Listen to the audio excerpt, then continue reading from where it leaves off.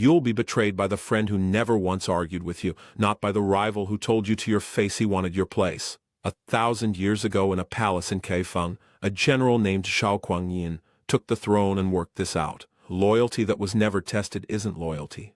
It's just comfort. So he pushed his closest allies out and hired the men who hated him. That rule doesn't stop at work.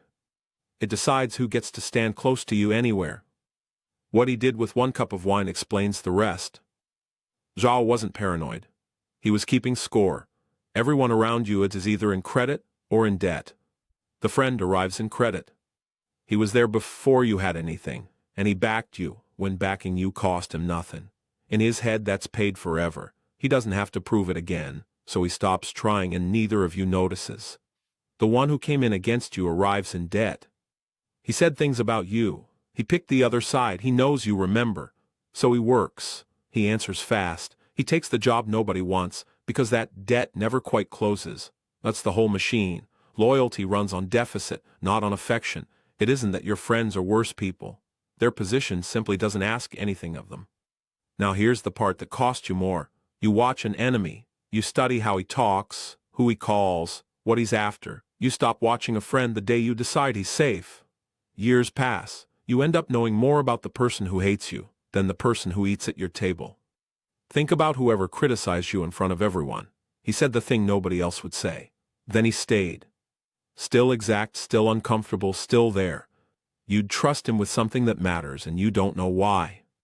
Now think about the one who agreed with everything. Every plan was great. Every idea was brilliant. Then a real problem showed up and he was somewhere else. And think about the handshake. Someone you had a conflict with, taking your hand. Stiff arm, flat face. No warmth in it at all. That person has worked harder for you than anyone who smiled. Zhao built a dynasty on that handshake. He started by getting his best friends drunk. He took the throne in a century when emperors didn't last.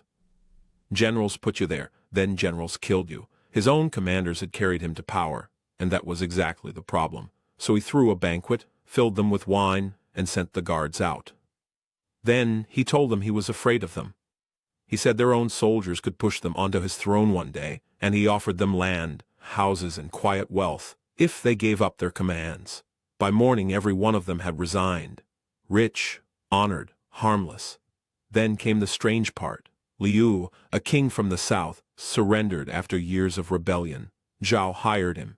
He gave the man a rank at court and poured him wine.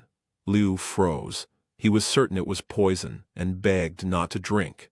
Zhao took the cup from his hand and drank it himself. Liu served him faithfully for the rest of his life. The next time someone gives you their loyalty for free, ask what it cost them. Don't build your whole circle this way, though. It breaks in 3 places. A room full of former enemies is a room full of calculation, and everyone there is still paying you off. Nobody tells you the truth for free, because the truth isn't what they owe. Second, debts get paid. The man proving himself eventually finishes proving himself. Then he's just another person at the table, with no reason to hurry. Third, treat every friend as a risk, and you'll get exactly what you expect. Some loyalty can't be recruited. You can hire effort. You can't hire the person who stays when there's nothing left to gain. So stop asking who likes you. Ask who is still trying. Ask what they think they owe you. When someone stops trying, they haven't turned on you. They just think the debt is paid. So when a seat opens, hire the one who hates you. Then keep watching the one who loves you. Trust isn't a feeling. It's a balance. Look around your table tonight. The person you never worry about is the person you stopped watching. That isn't safety. That's just the part of the room you can't see.